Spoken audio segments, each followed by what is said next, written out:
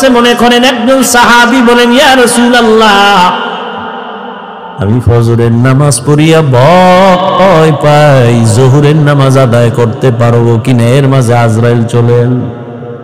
আর একজন সাহাবী বললেন, ইয়া রাসূলুল্লাহ, আমি জোহরের নামাজ আদায় করিয়া ভয়ে থাকি, আসরের নামাজ আদায় করতে পারবো কিনা, এর মাঝে না জানি আজরাইল এসে আমার রূহটা নিয়ে যায়। আর একজন সাহাবী বলেন, ইয়া রাসূলুল্লাহ, আমি আসরের নামাজ আদায় করিয়া অপেক্ষা আর ভয় মাগরিবের নামাজ আদায় করতে পারি কিনা, এর মাঝে আজরাইল চলে আসবে, এই ভয়ে থাকি। রহমতের নবী বললেন, আপনারা তো মরণকে অনেক দূরে মনে করেছেন, মরণ তো এত দূরে না, আরো কাছে। ইয়া রাসূলুল্লাহ, কেমন? কয়, আমি মনে করি নামাজ শেষ, ডান দিকে যখন আমি সালামটা ফিরাই, আমি ভয় অস্থির থাকি, বাম দিকে সালাম ফিরানোর আগে আজরাইল এসে হাজির হয়ে যাবে। মরণ থেকে যতই পালাও, মরণ তোমায় নিবে ঘিরি, যদিও সুদূর আকাশ পানে লুকাও, সেটায় লাগিয়ে সিঁড়ি।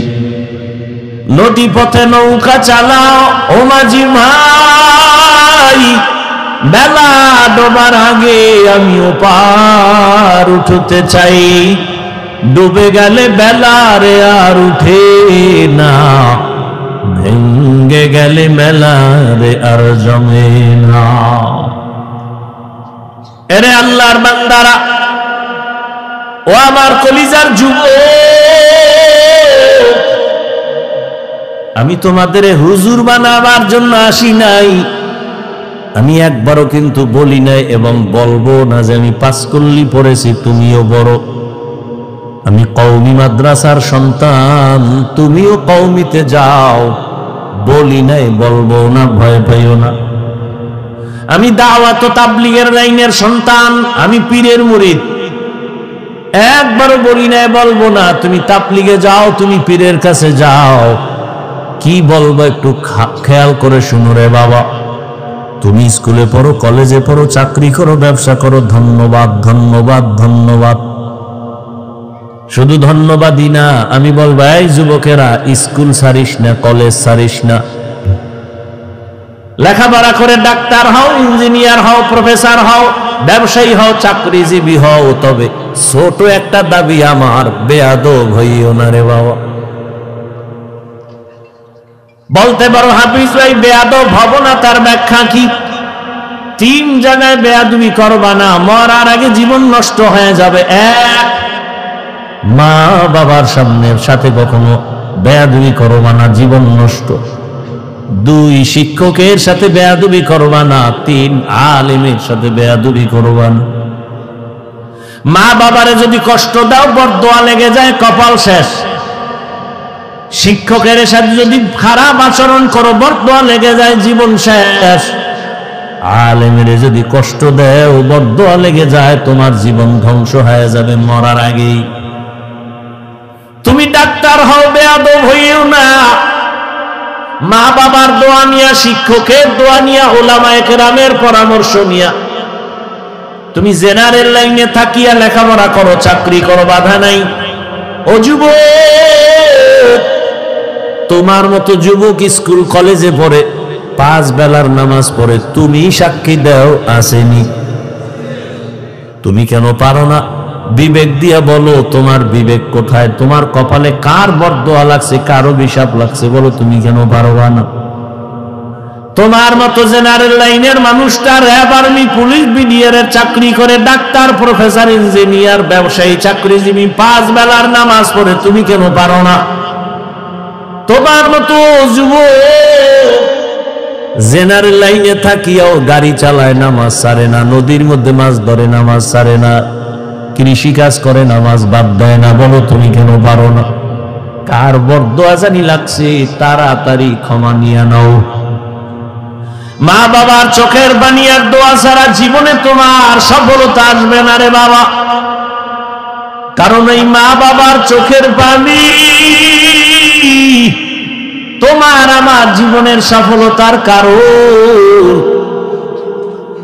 মদিনাতুল মুনাওয়ারা থেকে একজন আল্লাহর প্রিয় বান্দা আসছে ভারতের জমিনে কালেমার দাওয়াত নিয়ে। এই পর্দার আড়ালের আম্মা জানেরা একটু খেয়াল করে শুনবেন, মদিনাতুল মুনাওয়ারা থেকে রাসূলের আশিক চলে আসছে ভারতে কালেমার দাওয়াত দেওয়ার জন্য। ভারতে ঘুরিয়া ঘুরিয়া দাওয়াত দেন, দিতে দিতে এই পরিমাণ বিধর্মী কালেমাওয়ালা হয়ে গেছেন। কেউ বলেন 90, আরো বেশি লক্ষ বিধর্মী তার হাতে কালেমাওয়ালা হয়ে গেছে।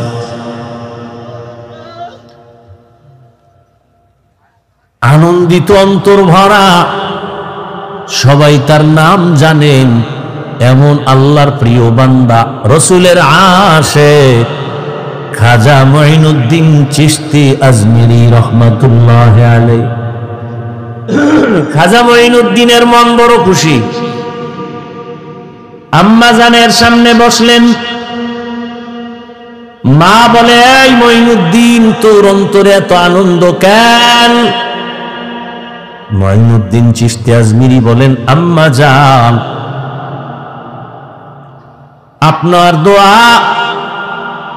আজ আমি ভারতবর্ষে কালেমার খেদমত করেছি, লক্ষ লক্ষ বিধর্মী মুসলমান হয়েছে। মা ডেকে বলেন, মঈনুদ্দিন, এগুলো তোমার বাহাদুরি না, আমি মায়ের অবদান। কার অবদান? এর যুবক,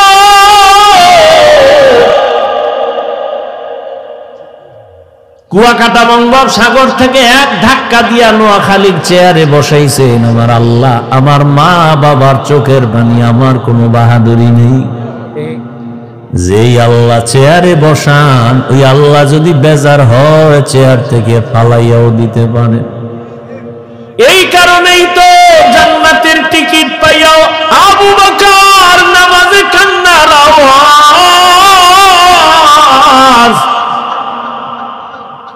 রহমতের নবী সাহাবায়ে কেরামদের সাথে বললেন, ও সাহাবারা, মরণ এত দূরে না, মরণ আরো কাছে।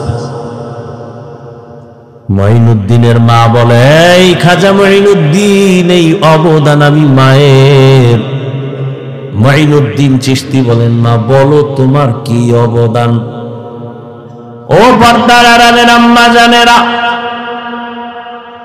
নিজের সম্মান যদি নিজে ধরে রাখতে না পারেন, কেউ দুনিয়ায় দিতে পারবে না।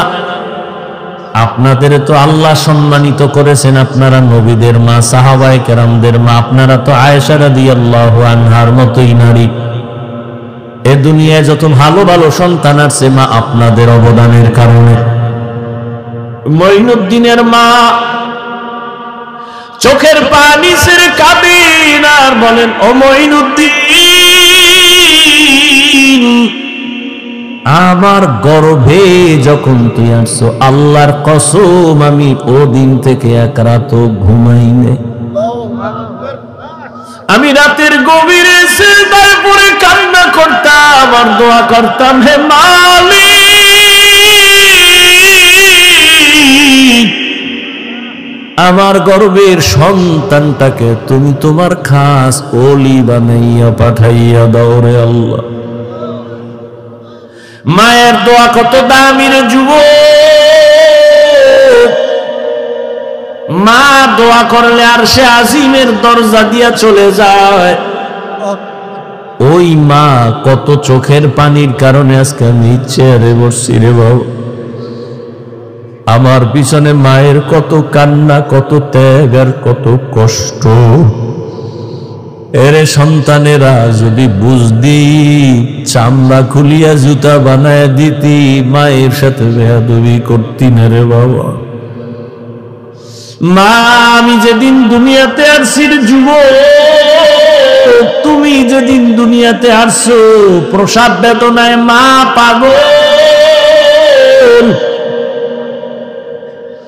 মা, যেই মায়ের কণ্ঠ ঘরের বাইরে যায় না, কিন্তু আমি দুনিয়াতে আসার সময় মায়ের এত ব্যথা বেদনার চিৎকারের আওয়াজ বাইরের পাশের বাড়ির মা বোনরা ঘুমাইতে পারে নাই। আমার দাদি নানি মায়ের ঠান্ডা করে বুঝায়, মা কাঁদে আর বলে, মনে হয় মরিয়াই যাব, 7 আসমান আমার মাথায় চেপে আছে।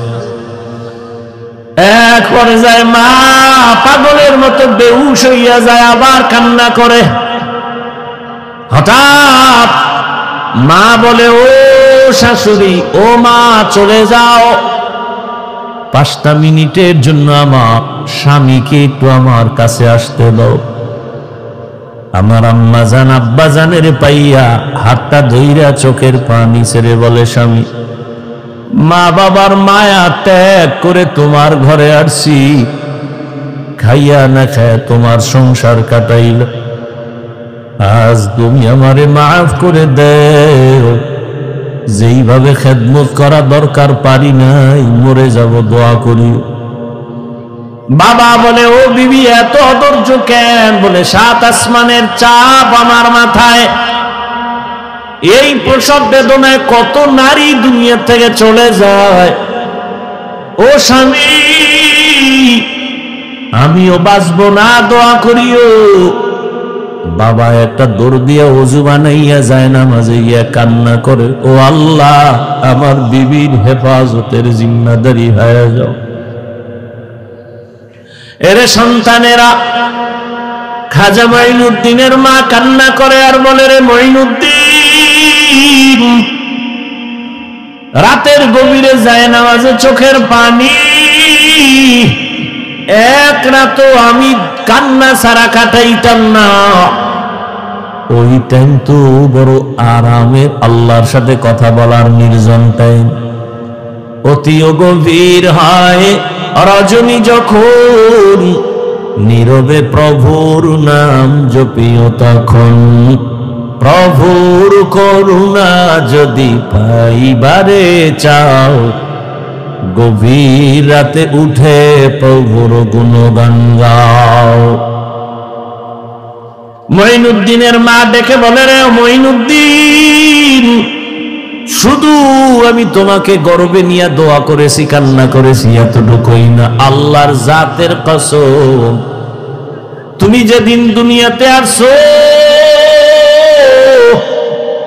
আমি মা তোমাকে যতদিন আমার দুধ পান করাইছি, আল্লাহর কসম একটা ফোঁটা দুধ বিনা অজুতে তোমার মুখে দেই নাই,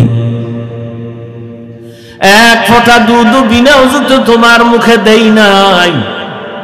এরে আম্মা জান, এমন মায়ের সন্তান কেন জগৎ বিখ্যাত আল্লাহর প্রিয় বান্দা হবে না?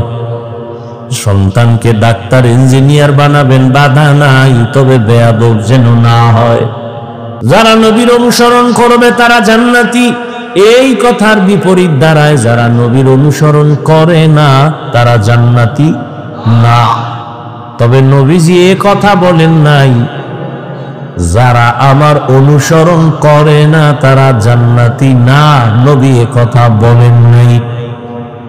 খুব খেয়াল করেন। কিন্তু সাহাবায়ে কেরামের প্রশ্ন, নবী আপনাকে মানে না তারা কারা?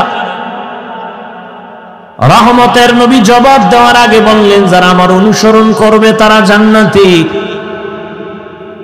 এর বিপরীত কথা হয়, নবী বলে নাই, বিপরীত কথাটা এমন দাঁড়ায় যারা নবীর অনুসরণ করবে না তারা জাহান্নামী। আসলে নবী এই কথা কখনো বলেন নাই যে আমার অনুসরণ যে করবে না সে জাহান্নামী, নবী বলেন নাই। নবী কি বলছেন? ওয়ামান আসানি ফাকাদ আবা, যে আমার বিরোধিতা করবে সে জাহান্নামী। কি বুঝলেন এখান থেকে? যারা রাসূলের আদর্শ মতো চলে না তারা দুই দল। কয় দল? খুব খেয়াল করেন, এক দল বিদ্রোহী আর এক দল আগ্রহী। ভিন্ন শব্দে আমি বলি, এক দল দরদি আর এক দল বিরোধী। আরো প্র্যাকটিক্যাল বুঝাই বুঝেন। ডান দিক থেকে একটা যুবকের কথার কথা জিজ্ঞাসা করলাম, এই যুবক, নবীজির আদর্শে কেন টুপি পরো না, দাড়ি রাখো না, নামাজ পড়ো না? যুবক আমারে জবাব দিল, নবীর আদর্শে নামাজ পড়া দরকার, টুপি পরা দরকার, পারি না, দোয়া কইরেন হুজুর, চেষ্টা করব। কি বুঝলেন? বিরোধী না দরদি? খুব খেয়াল করে।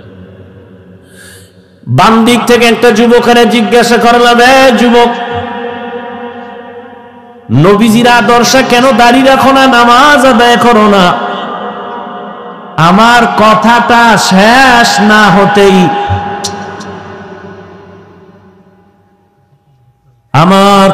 শেষ না হতেই যুবক জবাব দিল, দাড়ি না রাখলে অসুবিধা কি? নামাজ না পড়লে অসুবিধা কি? আপনারাই জবাব দেন, এই যুবকের কথার দ্বারা কি প্রমাণ হলো সে আগ্রহী নাকি বিদ্রোহী? এখানে অপারেটর নাই, কি বুঝলেন? বিদ্রোহী না আগ্রহী? ভালো করে মনে রাখবেন, বিদ্রোহী রসুলের আদর্শের ক্ষেত্রে বিদ্রোহীর আর এক নাম বেঈমান। এখনো বুঝেন নাই? বুঝার চিন্তাই নেই। দুজনেই কিন্তু নামাজ পড়ে না, একজন আগ্রহী আর একজন বিদ্রোহী। আগ্রহী মুমিন, বিদ্রোহী বেঈমান। যে দাড়ি রাখে না তাকে গালি দেওয়া যাবে না, আগে বুঝতে হবে সে আগ্রহী না বিদ্রোহী। যদি তার কথায় প্রমাণ হয় আমি আগ্রহী তো মুমিন, যদি তার কথায় প্রমাণ হয় সে বিদ্রোহী তো বেঈমান। আরো সুন্দর খোলাভাবে বলি, একজনে নামাজ পড়ে না আর একজন নামাজ পছন্দ করে না। যে নামাজ পড়ে না তাকে গালি দেওয়া যাবে না, যে নামাজ পছন্দ করে না তাকে ছাড় দেওয়া যাবে না, সুযোগ পেলে জুতার বাড়ি।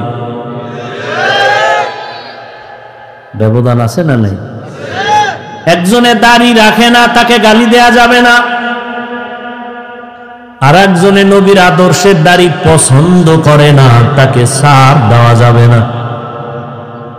একজনে কোরআনের আইনে রাজনীতি করে না তাকে গালি দেওয়া যাবে না, আর একজনে আল্লাহর কোরআনের বর্ণিত রাজনীতি পছন্দ করে না তাকে ছাড় দেওয়া যাবে না।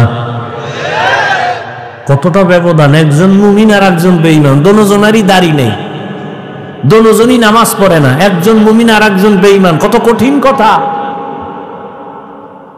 তো যাও সুন্নতে আহমদ কো জাপা মোহাম্মদ কৈবুদ নিসবত রা মান আহাব্বা সুন্নতি কৌলে রসুল মজদায়ে কানা মাই হাম কুন কবুল। অতএব যে দাড়ি রাখে না তাকে গালি দেওয়া যাবে না, আগে বুঝতে হবে আগ্রহী না বিদ্রোহী। একজনে নামাজ পড়ে না, গালি দেওয়া যাবে না, বুঝতে হবে আগ্রহী না বিদ্রোহী। আগ্রহী হলে তাকে গালি দেওয়া যাবে না, সে মুমিন। বিদ্রোহী যদি হয় সে বেঈমান।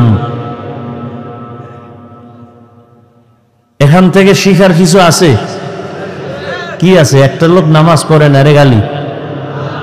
একটা লোক দাড়ি রাখে না, তারে গালি। খবরদার, যে দাড়ি রাখে না তাকে গালি দেয়া যাবে না, যে দাড়ি পছন্দ করে না তাকে ছাড় দেয়া যাবে না। আসেন এবার আয়াতের মধ্যে ঢুকি। ওয়ামা আরসালনাকা ইল্লা রাহমাতাল লিল আলামিন।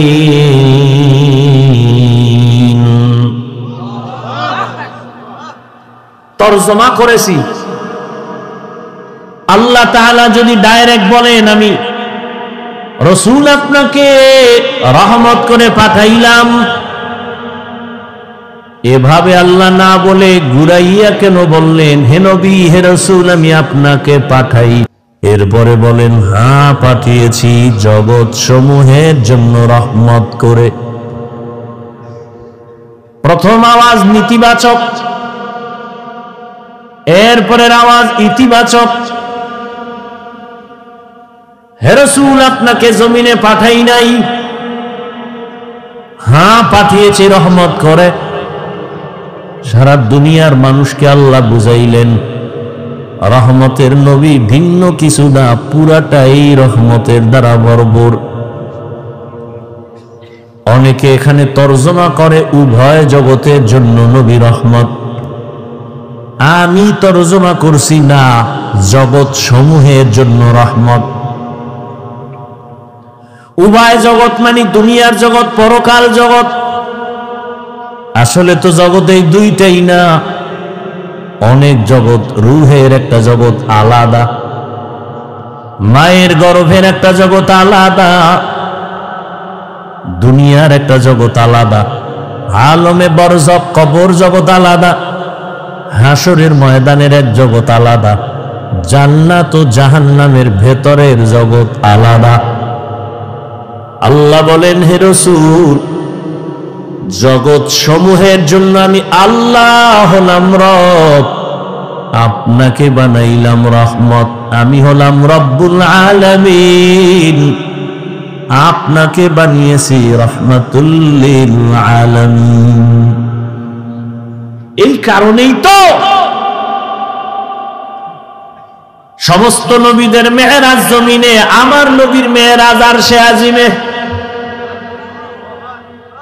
মেরাজের ওয়াজ করছে না কোন হুজুর, এই জন্য দিকে ঢুকলাম না, বাকিটা বুঝাইতে গিয়ে একটু ঢুকি হালকা। মেরাজ কে হামারা নবী সবএ সামাওয়াত, मेराज के हमारा नबी सबअ समावात नहीं भूला वहाँ नबी हम गुनाहगार उम्मत, नहीं भूला वहाँ नबी हम गुनाहगार उम्मत। ओ भाई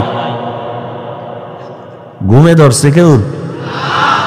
তোমরা তো রাত্রে ঘুমাবা না, আমি যত তাবিজ দিই। মোবাইলে ঘুম লয়ে গেছে, আমি হুজুরের দাও লয়ে গেছে, তোমার দাও লয়ে গেছে। কেমন ষড়যন্ত্র! তুমি নাচ গান দেখবা, হুজুরে তো দেখবে না। না, বেঈমানের বাচ্চাগুলো পাগল হয়ে গেছে, হুজুরগো কেমনে এর মধ্যে ঢুকান যায়। বহু মোরাকাবা করছে, কঠিন মোরাকাবা। মোরাকাবা কইরা বের করছে, এই হুজুরগো যদি একটু ফান্দে ফালায় রাখা যায়, ছলে বলে কৌলে কৌশলে এরা ডাইরেক্ট গুনাহ করবে না, এমন ভাবে আটকায়া দাও যে গুনাহ করবে না। এর মধ্যে দিয়ে এমন ভাবে আটকায় দাও যে গুনার ভেতরে চলতে থাকবে, টেরও পাবে না। কেমনে কেমনে হুজুরকে আটকাবি? ইউসুফ জুলাইখার নাটক বাইর কর, নমরুদ আর ইব্রাহিমের নাটক, ফেরাউন মুসার নাটক বাইর কর।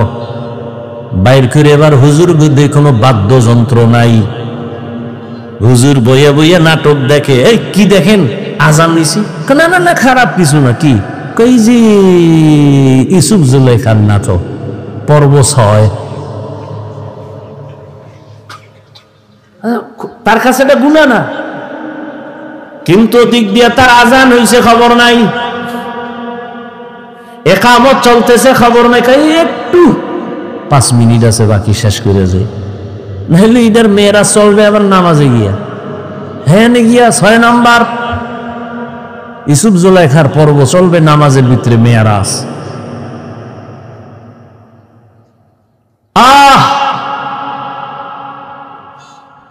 সমস্ত নবীদের মেয়েরাজ জমিনে, রহমতের নবীর মেয়েরাজ হলো আরশে আজিমে। সমস্ত নবী রাসূলদের মেরাজ হলো ইমতিহান, রহমতের নবীর মেরাজ হলো ইনআম।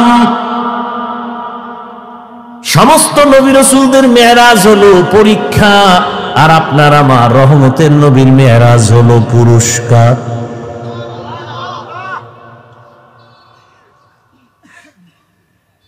সমস্ত নবীদের মেরাজ পরীক্ষা, আমার নবীর মেরাজ হলো পুরস্কার।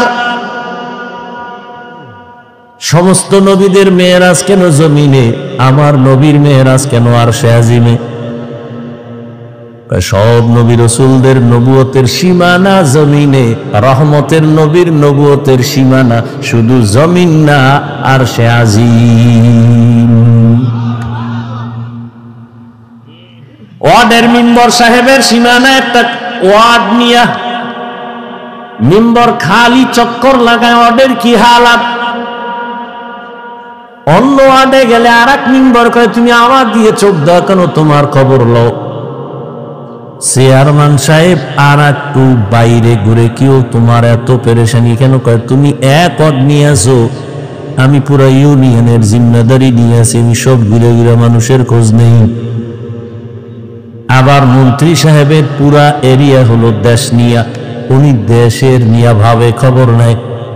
সরকার প্রধানের এই চিন্তা, মেম্বারের চিন্তা আমার ওয়ার্ডের কি হালাত, চেয়ারম্যানের চিন্তা আমার ইউনিয়নের কি হালাত, এমপির চিন্তা আমার থানার আসনের কি হালাত, সরকারের চিন্তা হলো গোটা দেশের কি হালাত। মুসা নবীর নবুয়তের এরিয়া এতটুকু, সে এতটুকু নিয়ে ভাবেন। ঈসা নবীর নবুয়তের এরিয়া যতটুকু, ওই অতটুকু এরিয়া নিয়ে ভাবেন। আল্লাহর নবীরে নবুয়তের এরিয়া দিছেন সব জমিন, এরপরে লৌহ কলম আরশে আজিম। আল্লাহ কয় নবী এবার আসেন, আপনার নবুয়তের শেষ সীমানাটাও দেখে নেন। সমস্ত নবীদের মেরাজ হলো পরীক্ষামূলক। ইউনুস নবীর আমার আল্লাহ মাছের পেটে ঢুকাইয়া পরীক্ষা নিলেন। মেরাজ, মেরাজ মানে উরুজ থেকে মেরাজ, উরুজ মানে সম্মানের লাইনে উপরে যাওয়া। এটা আবার দুই প্রকার, জাহিরি বাতিনি। মেরাজ দুই প্রকার, জাহিরি বাতিনি। সমস্ত নবীদের মেরাজ আল্লাহ আমার আপনার নবীরে জাহিরি এবং বাতিনি দুটোটা মেরাজ দান করলেন। জাহিরি ভাবে সম্মানের লাইনে উপরে যাওয়া, বাতিনি ভাবে সম্মান উপরে উঠা। বাতিনি ভাবে কেমন বলে, একই দস্তারখানের মধ্যে সব নবী সাহাবারা বসা, তবে নবীর মর্যাদা বেশি। ময়দানে সব একাকার হয়ে পড়ছেন, একই সাথে বসা, তবে কোরআনওয়ালা আলেমের মূল্য বেশি। মসজিদের মধ্যে সব মুসল্লিরা বসা, তবে ইমামের মর্যাদা বেশি। এই উরুজ হলো জাহিরি। বাতিনি আর জাহিরি হলো আল্লাহ তাআলা সম্মানের লাইনে নিয়ে যাইতেছেন রহমতের নবীরে আসমান ভেদ করে আরশে আজিমে। এই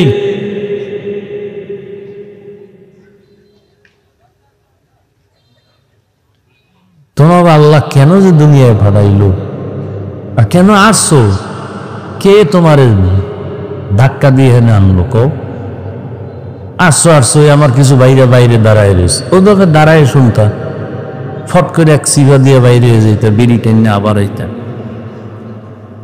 তুমি ভিতরে ঢুকে এগুলি কেন করো?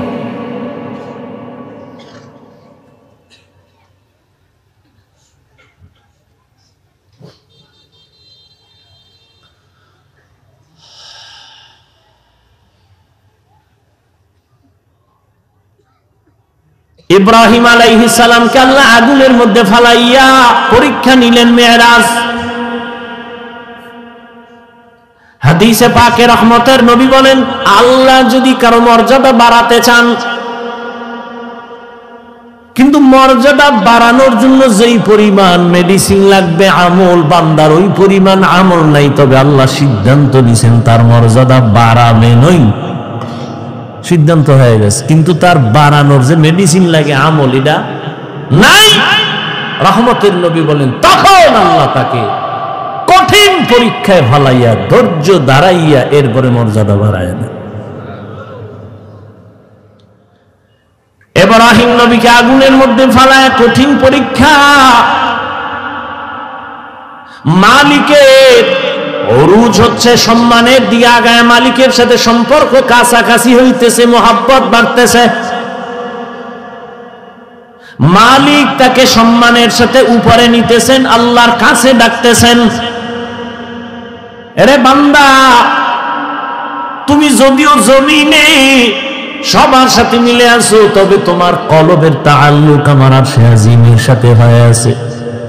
তুমি খানা খাইতেছো, আমরা সবাই খানা খাই, কিন্তু আল্লাহর প্রিয় বান্দা খানার মধ্যে আমার মালিকের সাথে কথা বলে।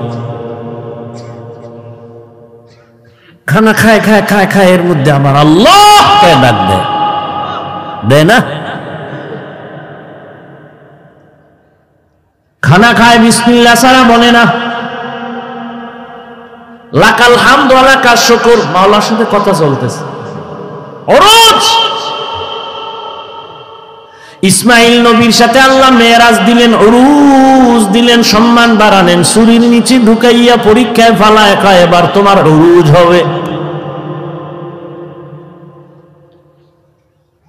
জাকারিয়া আলাইহিস সালামের গলায় ছুরি লাগাইয়া আল্লাহ উরুজ দেখায় দিলেন, মেরাজ। আর আমার নবীরে আল্লাহ এতটা আদর করেছেন, সব নবী রাসূল আল্লাহর বন্ধু, সব আল্লাহর বন্ধু। মুসা নবী আল্লাহর বন্ধু, ইব্রাহিম আল্লাহর বন্ধু, ঈসা আল্লাহর বন্ধু, মুসা আল্লাহর বন্ধু, দাউদ আল্লাহর বন্ধু, সুলাইমান আল্লাহর বন্ধু। আমার নবী আল্লাহর বন্ধু, তবে ব্যবধান, সব নবী রাসূল আমার আল্লাহ তাআলার আশিক, আর আমার আল্লাহ শুধুমাত্র মুহাম্মদের আশিক। ব্যবধান আছে না নাই? এরে নবীর উম্মত,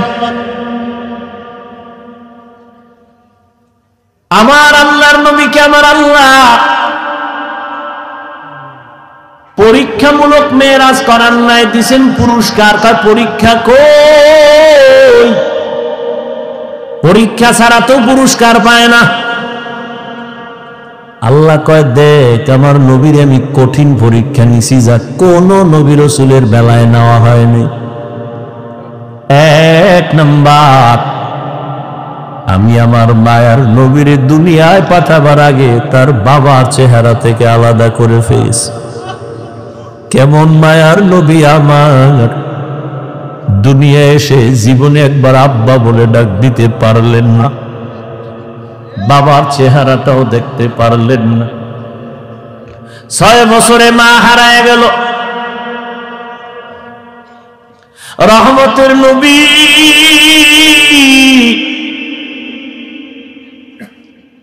ছয় বছরে অবস্থা মা আমেনার মরণ এসে গেল। বিদায় বেলা মা কান্না করে, আর দাদা আব্দুল মুত্তালিবের কয়, নাতি তোমার হাতে দিয়ে গেলাম, খেয়াল রেখো তোমার নাতির দিক। কেমন মায়ার নবীর পরীক্ষা! নবীজি কাঁদেন, আমি কাকে মা বলে ডাকবো?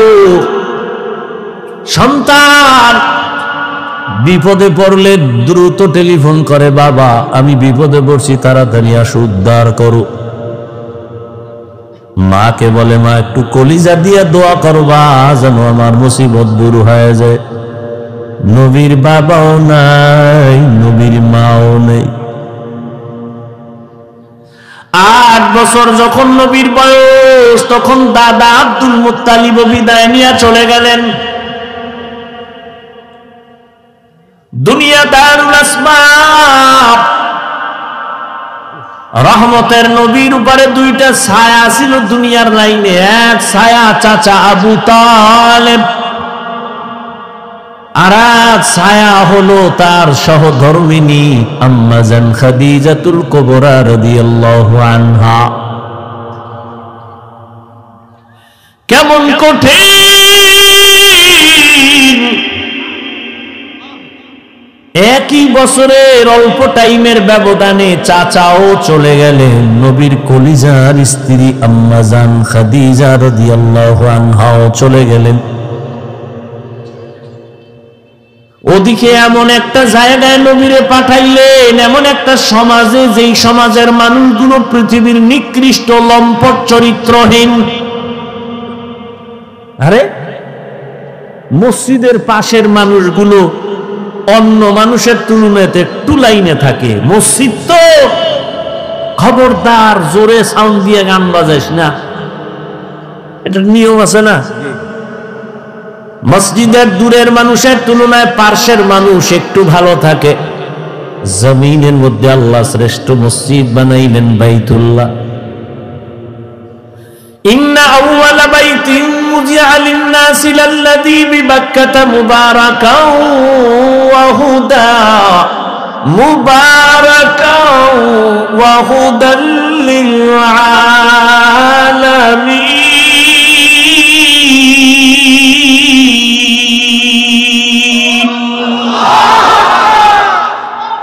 পৃথিবীর শ্রেষ্ঠ ঘর বাইতুল্লাহ।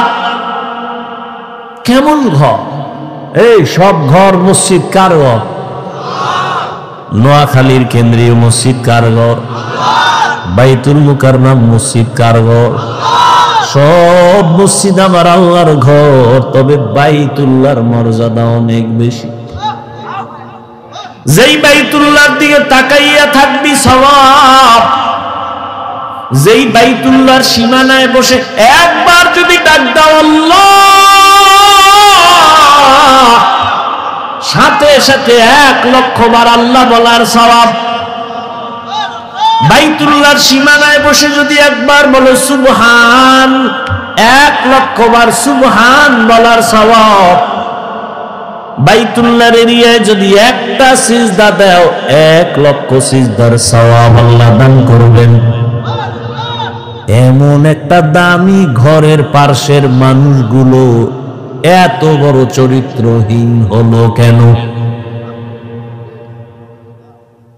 দুনিয়ার অন্য কোথাও এত খারাপ মানুষ নাই, বাইতুল্লাহর এরিয়ার মানুষ, পাশের মানুষগুলো এই পরিমাণ লম্পট চরিত্রহীন কেন?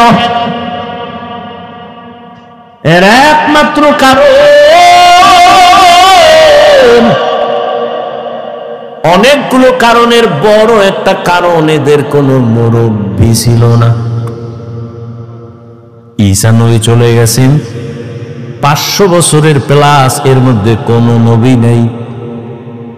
মানুষগুলো মুরব্বী না থাকলে বেপরোয়া চলে, গরুর গলায় রশি আর মালিক না থাকলে গরুর আর কোনো টেনশন নেই, স্বাধীন।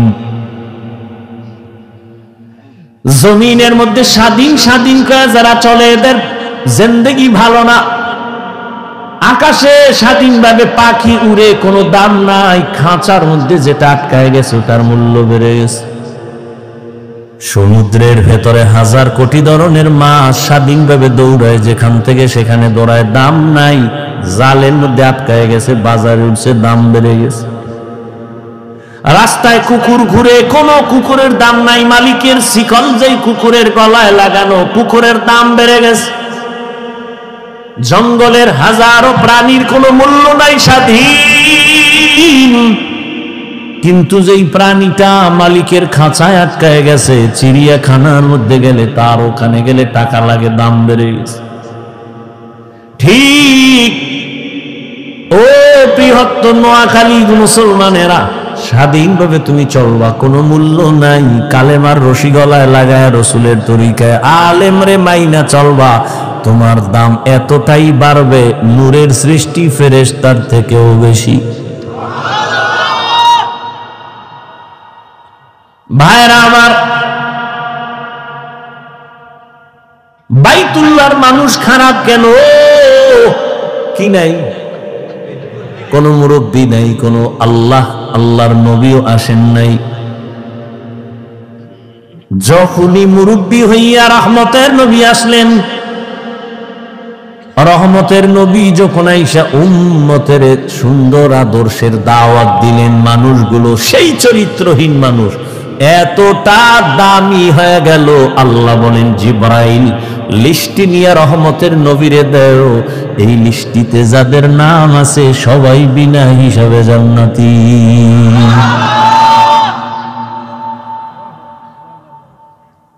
বিদায় বেলা রহমতের নবী চ্যালেঞ্জ দিয়ে গেছেন, ও উম্মতেরা, দুটো জিনিস রেখে যাই, ধরে যদি রাখতে পারো, তোমাদের সম্মানও যাবে না, ঈমানও যাবে না। قال رسول الله صلى الله عليه وآله وسلم এই ওই জায়গায় একটা লোক, ও মনে হয় যায় নাই, ভয়ে, যাও বাবা, ওই যে উঠছিল গেছে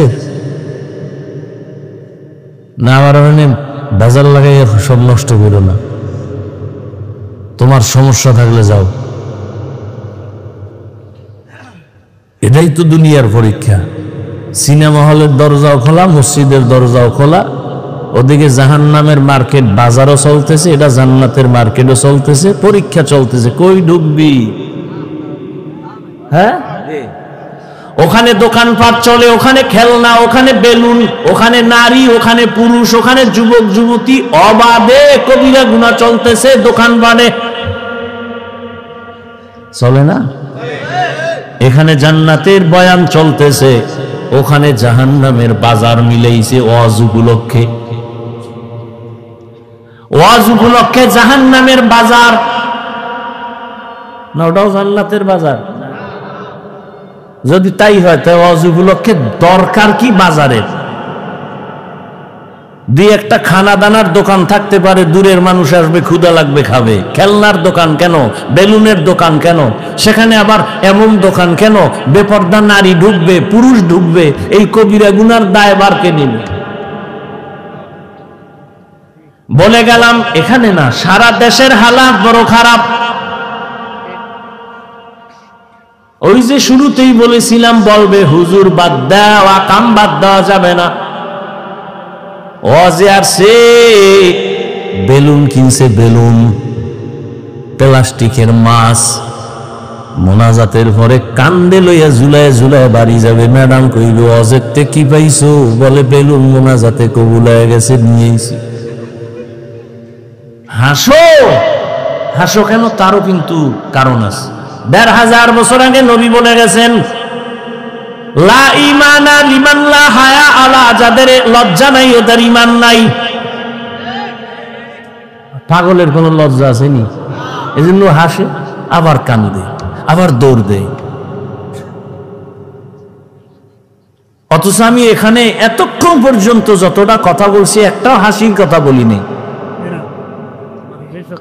আল্লাহ হেদায়েত দান করুন, আল্লাহ আমারে করুন। আপনাকে হেদায়েত লাগলে আপনারা চাইয়ে লই, নিজের জন্যই বেতাল অবস্থায় আছে। ভাইরা আমার,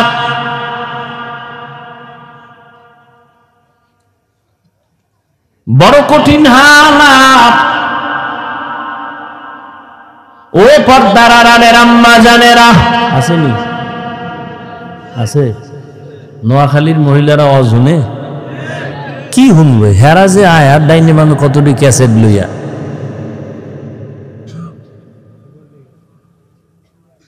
প্যান্ডেলে বয়ে শুধু গল্প। বছরের একদিন পাইছি সমাবেশ, আর কবে হবে? বুঝান, একটু কাছে আইও, খবর নেই। ভালো কথা কইব না কইব তোর স্বামী বিদেশ নি, কয় কি হালাত? না ভালোই, এরকম আজীবন থাকলি বালা।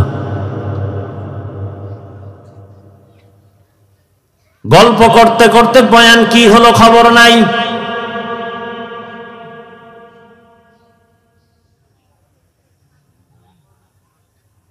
বয়ানের প্রয়োজনীয়তাই মনে করে না, গল্প করে করে আসছে, আবার বাসায় যাবে। অথচ আম্মাজানদের বয়ান বেশি শোনা দরকার। বাবার তুলনায় মায়ের অবদান সন্তানের উপরে অনেক বেশি। এরে আব্বাজান, এ জমিনের মধ্যে আপনারাই হলেন বড় দামি। জমিনে যত নবী আল্লাহ পাঠাইছেন সব মায়ের সন্তান। আরে আম্মা জান, আপনারা সাহাবায়ে কেরামদের মায়ের মতোই দামি মা। আলেম হাফেজে কোরআনদের মায়ের মতো দামি। আরে আম্মা জানেরা, এ দুনিয়ায় যত ভালো সন্তান আছে সব আপনাদের কারণে। সময় যদি থাকে আমি শেষের দিকে দুই একটা ঘটনা শোনায় যাব। দুই একটা কিসসা কাহিনী না বললে আমার নাম থাকে। এই নোয়াখালীরা হাফিজুর রহমান কিসসা কাহিনীর ওয়াজ করে, তো দুই একটা শুনেই তুইব না? বহ, সময় পাইলে শুনাও।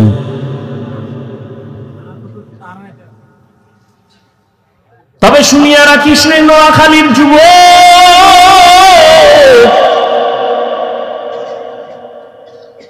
ওই কেসা কাহিনী বলিয়া যদি দুইটা মানুষ চোখের পানি চাইরা নামাজি হয়ে যায়, এর থেকে সফলতার কিছুই নাই। তুই বিরোধিতা করো না যেন জাহান্নাম খরিদ করো।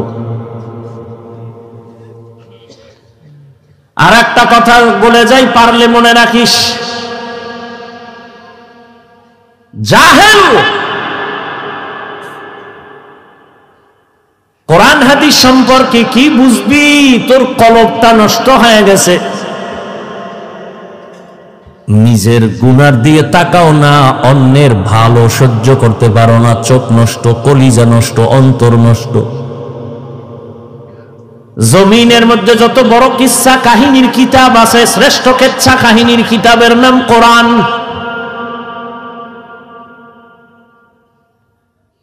জমিনে সর্বশ্রেষ্ঠ কিচ্ছা কাহিনীর দ্বিতীয় কিতাব হাদিস।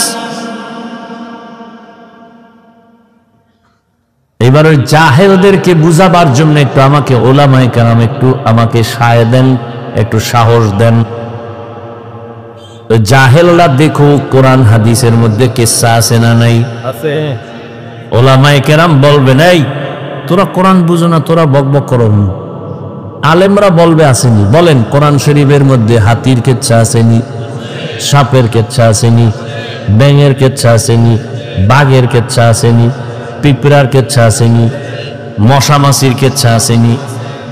তো এই জাহেলগুলো কি বলে কিচ্ছা কাহিনী নেই? বরং আমি যদি বলি, সময় নাই, 2000 আয়াত আছে শুধু কিচ্ছা কাহিনী, কিচ্ছা কাহিনী, কিচ্ছা কাহিনী। কয় হাজার আয়াত? 2000। সময় নেই, দিছে তাফসিরুল কোরআন মাহফিল, 1-1.5 ঘন্টায় কি হবে? টানা এক বক্তাকে 2-3 দিন দিলে তো এবার একটা বিষয়ের উপরে আলোচনা করলে এবার কিছু বোঝা যায়। 13টা আয়াত পেরে তর্জমা বলা, এর নাম তাফসির না, এটা তাফসির নামের ভণ্ডামি। আমি না নোয়াখালী আইলে বলি, সাইজ করি নোয়াখালী লাগে এই কথা কইয়া যে বাংলাদেশের আলেমগো তাফসির শিখাইয়া গেছে। তাফসির কি, কেন, কিভাবে শিখায় গেছে এ নোয়াখালীর রত্ন হাবিবুল্লাহ মিসবাহ রাহমাতুল্লাহ। কি বুঝো তাফসিরে? কি বুঝো? বিসমিল্লাহর বা নিয়ে আলোচনা করলে 3 দিন চলে যাবে। কি বুঝো তাফসিরে? বয়ে বয়ে গুনো কলম দিয়ে কয়টা আয়াত কইছে না? কে শিখাইছে তাফসির? ইউটিউবে থাকতে পারে মিসবাহ রাহমাতুল্লাহ আলাইহি, এর বয়ান বুঝতে হলেও কিছু জ্ঞান নিয়ে বসা লাগে, নাহলে বুঝবেও না। ভিজিটিং কার্ডে মুফাসসির লিখতে লজ্জা লাগে না তো? আর 1000 কাট করতে 300-400 টাকা লাগে, তো মুফাসসির লিখলে আর সমস্যা? মুফাসসিরে কোরআন সময়ের আলোড়ন সৃষ্টিকারী বক্তা, যে বক্তা হের কার্ডে লেখে, कैसा बेहाया, কপাল কেমন পোড়া পড়ছে। নিজের প্রশংসা নিজে করে, মুফাসসিরে কোরআন। আর আমার নামে মাওলানা না লাগলে আল্লাহ সাক্ষী আমি খুশি, আল্লামা লেখলে তোর ধৈর্য ফলে আল্লামা লেখছো কাজ। দেখি টাইটেল টুইটেল সারা দিয়ে আল্লাহ সম্মান দেয়নি। সম্মান দেওয়ার মালিক টাকা না আল্লাহ? তত টেনশন কিসে? এই বেটা নোয়াখালী বাবারা ধমক দিয়ে বলে, মোহব্বতে বলে, রাগ করো না, মাপ চাই পায়ে ধরে।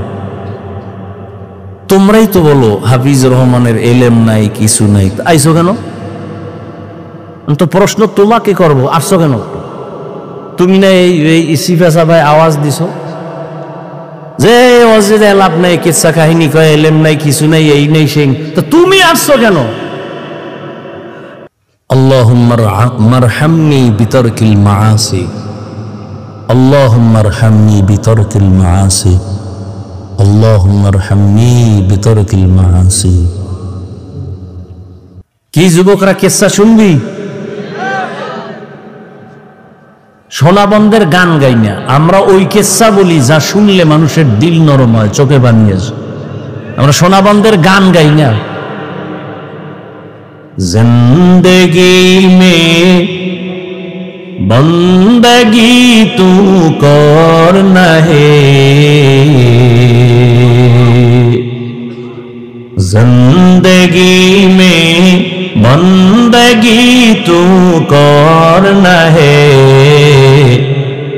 जिंदगी बे बंदगी शर्मिंदा है, जिंदगी बे बंदगी शर्मिंदा है। यहाँ हम सब मुसाफिर दिल ना लगा, अहले दिल की नजर से रूह करता जा,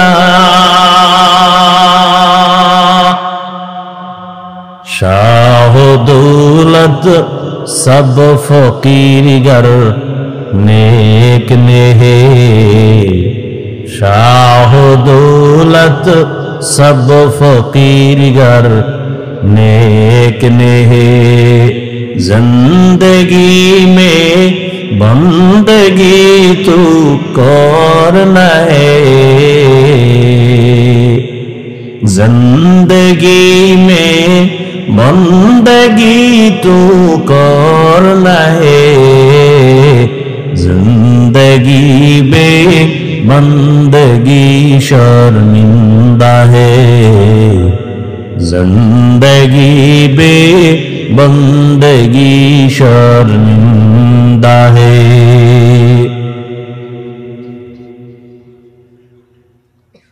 আল্লাহ তাআলা রহমতের নবীকে দুনিয়ায় পাঠাইলেন রহমত করে। নবী যখন বাইতুল্লাহে চলে আসলেন, মক্কার আমূল পরিবর্তন হওয়া শুরু হয়ে গেল। কেমন মায়ার নবী আমার, যে নবী তার হায়াতে কোনোদিন একটা মিথ্যা কথা বলেন নাই। কেমন একজন নবী পেয়েছ রে যুবক, যেই নবীর হায়াতে কোনোদিন একটা গালি কাউকে দেন নাই। এমন গর্ব করার মতো নেতা আর আছে কেউ? এই আমগুর নেতা খেতা যার পিছে ঘুরো, একজন বাইক করছে মিশা কয় না, মোবাইলটা কানে লাগায় ঘরের মধ্যে থাইকা জিগায়, ওই সাহেব কই? ঘরে বয়াকা আমি জমি নেই নাই। কেমন একজন মায়ার নবী, রহমতের নবী আমার, ১৫০০ বছর আগে বলে গেছেন, দুই জিনিস রেখে গেলাম ধরে রাখ, জীবনে ঈমান যাবে না, সম্মান যাবে না। এক হলো নবীর আদর্শ, দ্বিতীয় কোরআন। এই দুই জিনিস ১৫০০ বছর পরে এখনো যাদের কাছে আছে, এদের মতো সম্মানে এখনো জমিনে কেউ নেই। চেয়ারম্যানের চেয়ারের মেয়াদ শেষ, এমপির মেয়াদ শেষ, মন্ত্রীর মেয়াদ শেষ, এসপির মেয়াদ শেষ, ডিসির মেয়াদ শেষ। কোরআনওয়ালা নবীর আদর্শওয়ালারা যে চেয়ারে বসছেন, এই চেয়ারের তো কোনো মেয়াদই নেই। শেষ কিসের? ভালো করে মনে রাখিও, টাকা দিয়া সম্মান কিনলে প্রথম ফুলের মালা, ফাইনালে জুতার মালা। আর আমার আল্লাহ যাকে সম্মান দান করবেন, ওই বান্দা দুনিয়ায়ও বাদশাহ, পরকালেও বাদশাহ।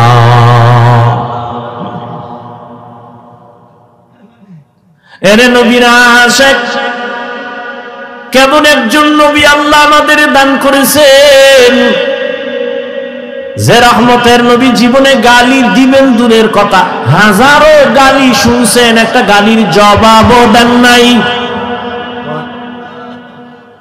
আরো আশ্চর্য কথা, কেমন মায়ার নবী আমার, জীবনে কোনদিন মায়ার নবী চোখ মোবারক দুইটা গরম করে কারো দিকে তাকান নাই,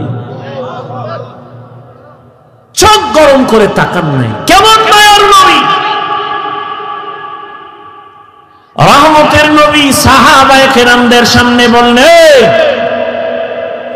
তোমরা মরণের কত কাছে মনে করো, আপনাদের ধৈর্য যাইতেছে শেষ হইয়া। শুরুতে না বলছি বয়ান কি এটা এলেম আমলের বাহাদুরিতে করা যায়?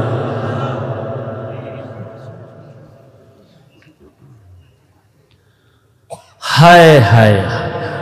নবী জিজ্ঞাসা করেন মরণকে কত কাছে মনে করেন? একজন সাহাবী বলেন, ইয়া রাসূলুল্লাহ, আমি ফজরের নামাজ পড়িয়া ভয় পাই জোহরের নামাজ আদায় করতে পারবো কিনা, এর মাঝে আজরাইল চলেন।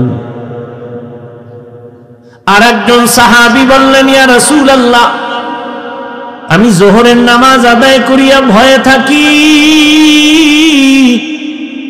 আসরের নামাজ আদায় করতে পারবো কিনা, এর মাঝে না জানি আজরাইল এসে আমার রূহটা নিয়ে যায়। আর একজন সাহাবী বলেন, ইয়া রাসূলুল্লাহ, আমি আসরের নামাজ আদায় করিয়া অপেক্ষা আর ভয় মাগরিবের নামাজ আদায় করতে পারি কিনা, এর মাঝে আজরাইল চলে আসবে, এই ভয়ে থাকি। রহমতের নবী বললেন, আপনারা তো মরণকে অনেক দূরে মনে করেছেন, মরণ তো এত দূরে না, আরো কাছে। ইয়া রাসূলুল্লাহ, কেমন? কয়, আমি মনে করি নামাজ শেষ ডান দিকে যখন আমি সালামটা ফিরাই, আমি ভয় অস্থির থাকি, বাম দিকে সালাম ফিরানোর আগে আজরাইল এসে হাজির হয়ে যাবে। মরণ থেকে যতই পালাও, মরণ তোমায় নিবে ঘিরি, যদিও সুদূর আকাশ পানে লুকাও সেথায় লাগিয়ে সিঁড়ি, নদী পথে নৌকা চালাও ও মাঝি ভাই, বেলা ডোবার আগে আমিও পার উঠতে চাই, ডুবে গেলে বেলা রে আর উঠে না, ভেঙ্গে গেলে মেলা রে আর জমে না। এরে আল্লাহর বান্দারা, ও আমার কলিজার যুবক, আমি তোমাদের হুজুর বানাবার জন্য আসি নাই, আমি একবারও কিন্তু বলি নাই এবং বলবো না যে আমি পাঁচকল্লি পড়েছি তুমিও বড়, আমি কওমি মাদ্রাসার সন্তান তুমিও কওমিতে যাও, বলি নাই, বলবো না, ভয় পাইও না। আমি দাওয়াত ও তাবলীগের লাইনের সন্তান, আমি পীরের মুরিদ, একবারও বলি নাই, বলবো না তুমি তাবলীগে যাও, তুমি পীরের কাছে যাও। কি বলবো একটু খেয়াল করে শুনো রে বাবা, তুমি স্কুলে পড়ো, কলেজে পড়ো, চাকরি করো, ব্যবসা করো, ধন্যবাদ ধন্যবাদ ধন্যবাদ, শুধু ধন্যবাদই না, আমি বলবো এই যুবকেরা, স্কুল ছাড়িস না, কলেজ ছাড়িস না, লেখাপড়া করে ডাক্তার হও, ইঞ্জিনিয়ার হও, প্রফেসর হও, ব্যবসায়ী হও, চাকরিজীবী হও, তবে ছোট একটা দাবি আমার, বেয়াদব হইও না রে বাবা। বলতে পারো হাফিজ ভাই বেয়াদব হব না, তার ব্যাখ্যা কি? 3 জায়গায় বেয়াদবি করবা না, মরার আগে জীবন নষ্ট হয়ে যাবে। 1, মা বাবার সাথে কখনো বেয়াদবি করবা না, জীবন নষ্ট। 2, শিক্ষকের সাথে বেয়াদবি করবা না। 3, আলেমের সাথে বেয়াদবি করবা না। মা বাবারে যদি কষ্ট দাও, বরদোয়া লেগে যায়, কপাল শেষ। শিক্ষকের সাথে যদি খারাপ আচরণ করো, বরদোয়া লেগে যায়, জীবন শেষ। আলেমের যদি কষ্ট দেও, বরদোয়া লেগে যায়, তোমার জীবন ধ্বংস হয়ে যাবে মরার আগেই। তুমি ডাক্তার হও, বেয়াদব হইও না। মা বাবার দোয়া নিয়া, শিক্ষকের দোয়া নিয়া, উলামায়ে কেরামের পরামর্শ নিয়া তুমি জেনারেল লাইনে থাকিয়া লেখাপড়া করো, চাকরি করো, বাধা নাই। ও যুবক, তোমার মতো যুবক স্কুল কলেজে পড়ে, 5 বেলার নামাজ পড়ে, তুমি সাক্ষী দাও আসেনি? তুমি কেন পারো না? বিবেক দিয়া বলো, তোমার বিবেক কোথায়? তোমার কপালে কার বরদোয়া লাগছে, কার অভিশাপ লাগছে, বলো তুমি কেন পারবা না? তোমার মতো জেনারেল লাইনের মানুষটা র্যাব, আর্মি, পুলিশ, বিডিআরের চাকরি করে, ডাক্তার, প্রফেসর, ইঞ্জিনিয়ার, ব্যবসায়ী, চাকরিজীবী, 5 বেলার নামাজ পড়ে, তুমি কেন পারো না? তোমার মতো যুবক জেনারেল লাইনে থাকিয়াও গাড়ি চালায়, নামাজ ছাড়ে না, নদীর মধ্যে মাছ ধরে, নামাজ ছাড়ে না, কৃষি কাজ করে, নামাজ বাদ দেয় না, বলো তুমি কেন পারো না? কার বরদোয়া জানি লাগছে, তাড়াতাড়ি ক্ষমা নিয়ে নাও। মা বাবার চোখের পানি আর দোয়া ছাড়া জীবনে তোমার সফলতা আসবে না রে বাবা। কারণ এই মা বাবার চোখের পানি তোমার আমার জীবনের সফলতার কারণ। মদিনাতুল মুনাওয়ারা থেকে একজন আল্লাহর প্রিয় বান্দা আসছে ভারতের জমিনে কালেমার দাওয়াত নিয়ে। এই পর্দার আড়ালের আম্মা জানেরা একটু খেয়াল করে শুনবেন, মদিনাতুল মুনাওয়ারা থেকে রাসূলের আশিক চলে আসছে ভারতে কালেমার দাওয়াত দেওয়ার জন্য। ভারতে ঘুরিয়া ঘুরিয়া দাওয়াত দেন, দিতে দিতে এই পরিমাণ বিধর্মী কালেমাওয়ালা হয়ে গেছেন, কেউ বলেন 90, আরো বেশি লক্ষ বিধর্মী তার হাতে কালেমাওয়ালা হয়ে গেছে।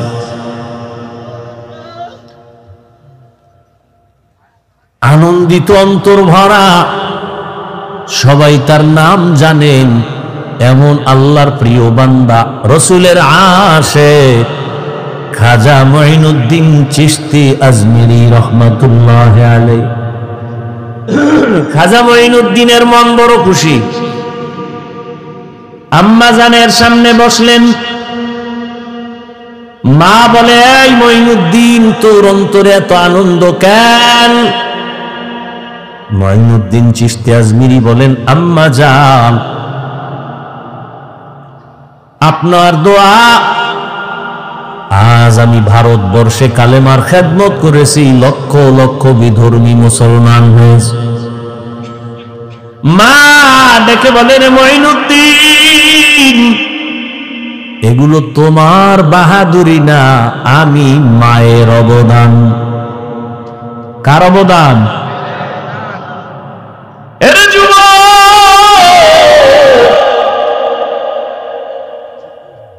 কুয়াকাটা বঙ্গোপসাগর থেকে এক ধাক্কা দিয়া নোয়াখালীর চেয়ারে বসাইছেন আমার আল্লাহ। আমার মা বাবার চোখের পানি, আমার কোনো বাহাদুরি নেই। যেই আল্লাহ চেয়ারে বসান, ওই আল্লাহ যদি বেজার হয় চেয়ার থেকে ফালাইয়াও দিতে পারে। এই কারণেই তো জান্নাতের টিকিট পাইয়াও আবু বকর নামাজে কান্নার আওয়াজ,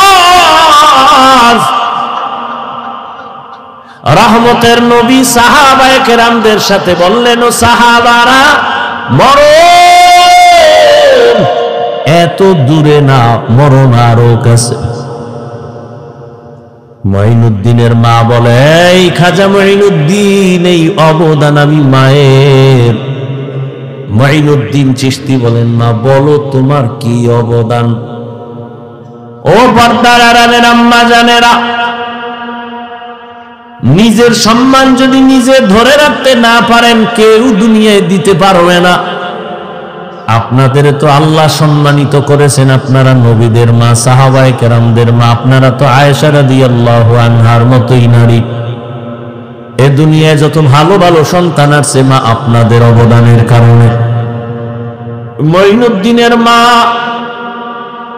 চোখের পানি ছেড়ে কাঁদেন আর বলেন, ও মঈনুদ্দিন, আমার গর্ভে যখন তুই আসছো, আল্লাহর কসম আমি ওদিন থেকে এক রাতও ঘুমাই নাই। আমি রাতের গভীরে সিজদায় পড়ে কান্না করতাম আর দোয়া করতাম, হে মালিক,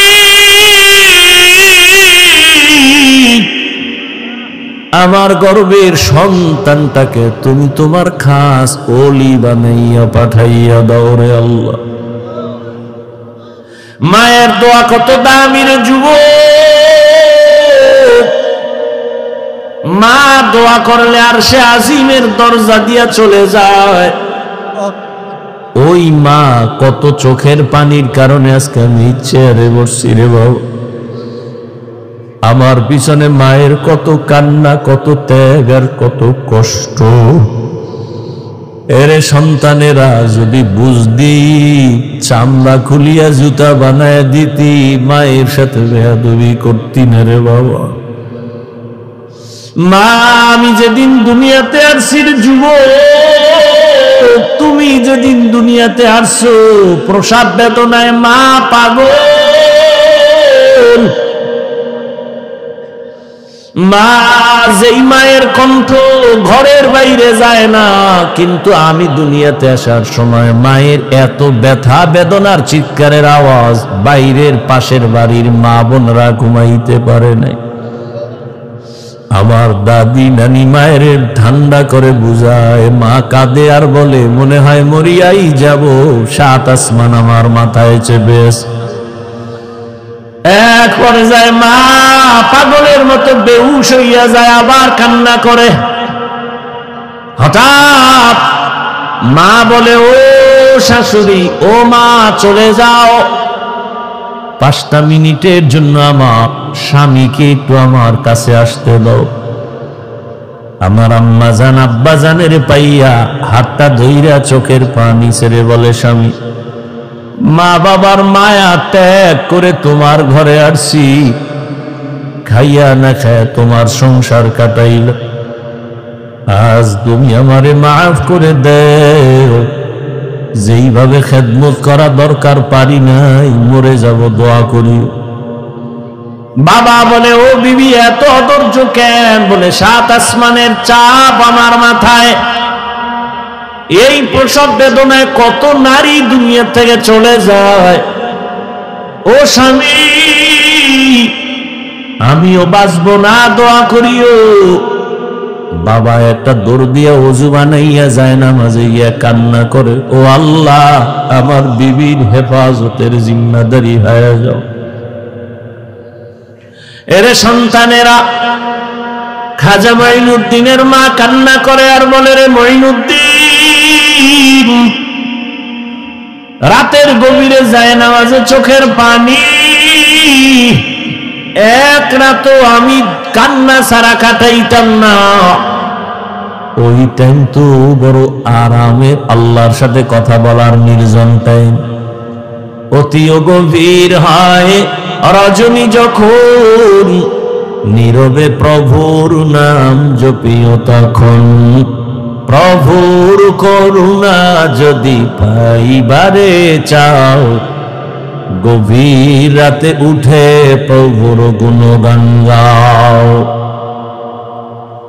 মঈনুদ্দিনের মা ডেকে বলে, রে মঈনুদ্দিন, শুধু আমি তোমাকে গর্বে নিয়ে দোয়া করেছি, কান্না করেছি, এতটুকুই না, আল্লাহর জাতের কসম, তুমি যেদিন দুনিয়াতে আসছো আমি মা তোমাকে যতদিন আমার দুধ পান করাইছি, আল্লাহর কসম একটা ফোঁটা দুধ বিনা ওযুতে তোমার মুখে দেই নাই, এক ফোঁটা দুধ বিনা ওযুতে তোমার মুখে দেই নাই। এরে আম্মা জান, এমন মায়ের সন্তান কেন জগৎ বিখ্যাত আল্লাহর প্রিয় বান্দা হবে না? সন্তানকে ডাক্তার ইঞ্জিনিয়ার বানাবেন, বাধা নাই, তবে বেয়াদব যেন না হয়। 5 ওয়াক্ত নামাজি, ব্যবহার দিয়া যেন মানুষের দোয়া নিতে পারে, আলেমদের নেক দোয়া নিতে পারে, এমন একটা সন্তান রেখে যাবেন। ও আমার কলিজার যুবক বাবারা, কয়দিন দুনিয়ায় বাহাদুরি করবা? তোমার আমার চোখের সামনে কত যুবক চলে গেল। করোনার ভেতরে যুবকের লাশ, গাড়ির নিচে, পানির নিচে, ঘুমের বিছানায় যুবকের লাশ। আল্লাহর কাছে তওবা করো, জীবনে তো কম নামাজ ছাড়লা না, দাড়ি কাটলা না, বেপরদায় কম চললা না, আর কত হায়াত আর বাকি কত, এখনো তওবা করে নাও, জীবনে আর নামাজ ছাড়বা না, দাড়ি কাটবা না, বেপরদায় চলবা না। মা বাবার দোয়া নিয়ে, শিক্ষকের দোয়া নিয়ে, ওলামায়ে কেরামের পরামর্শ নিয়ে নবীর তরিকা মেনে চলবা। আল্লাহ সবার যদি মন্তর দিয়ে তওবা করতে পারো, আল্লাহ রহমতের নজর দিয়ে সবার গুনাহগুলো মাফ করে দিবেন। হেদায়েতের মালিক আল্লাহ। জানি না কার কপাল ওমরের মতো কবুল হয়ে যাবে, আর কপালটা আবু জাহালের মতো খারাপ হয়ে যাবে। কে যেন এত বয়ান শুনিয়াও দিল নরম হবে না, কান্না আসবে না, তওবার নিয়ত করবে না, আবার ওমরের মতো কপালওয়ালা না জানি গুনার কথা স্মরণ করে চোখের পানি ছেড়ে কান্না করে তওবা করবে, আর আবার আল্লাহকে ডাক দিবে, আল্লাহ জীবনে তো কম নামাজ সারি নাই, আর নামাজ ছাড়বো না, দাড়ি কাটবো না, বেপরদায় চলবো না।